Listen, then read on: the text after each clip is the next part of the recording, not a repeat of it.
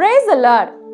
வேதத்துல அநேகம் பேர் இயேசுவுக்கு ஒப்பனையா சொல்லப்பட்டிருக்கிறாங்க. அதுல ஒருத்தர் தான் போவாஸ். அந்த போவாஸ் இயேசுவுக்கு ஒப்பனையா என்ன செய்தார் அப்படின்றதான் இன்னைக்கு நம்ம பார்க்க போகிறோம்.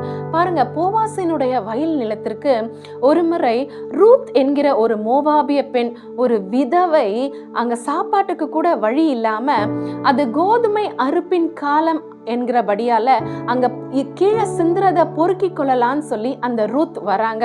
அவள் யார் என்பதை விசாரிக்கிற அந்த போவாசிற்கு கிடைத்த பதில், அவள் ஒரு மோவாபிய பெண் பிள்ளை என்பது. பாருங்க, இஸ்ரவேலருக்கு அவங்க தான் உயர்ந்தவங்க, மற்றவங்க எல்லாம் தாழ்ந்தவங்க. அதனால இஸ்ரவேலர் என்ன செய்ய மாட்டாங்கன்னா, மற்றவர்களோடு ஐக்கியம் கொள்ள மாட்டாங்க, அவர்களை ஒதுக்கி வைப்பாங்க. அப்படிப்பட்ட ஒரு சூழ்நிலையில இந்த ரூத் ஒரு மோவாபிய பெண் பிள்ளையாய் இருந்தாலும் இந்த போவாஸ் அந்த ரூத்தை ஒதுக்கி வைக்காம, நீலாம் இங்க வரக்கூடாது, இந்த இடத்துக்குலாம் நீ வரக்கூடாது அப்படின்னு சொல்லி அவளை துரத்தாம ஒரு வார்த்தை சொல்றாரு.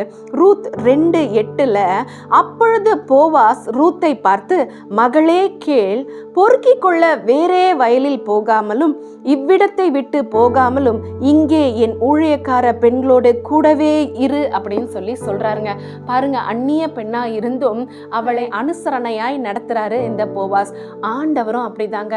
நம்ம எவ்வளவுதான் ஆண்டவரை விட்டு தூரம் போனாலும், அவரை விட்டு பல காரியங்களை செய்து பாவத்தை இல்ல என்னென்னவோ செய்து அவரை விட்டு தூரம் போனாலும் ஒரு நாளும் அவர் நம்மளை புறக்கணிக்க மாட்டார், நம்மளை இழிவாய் நடத்த மாட்டார். மாறாக அவர் நம்மளை நேசிக்கிற தேவன்.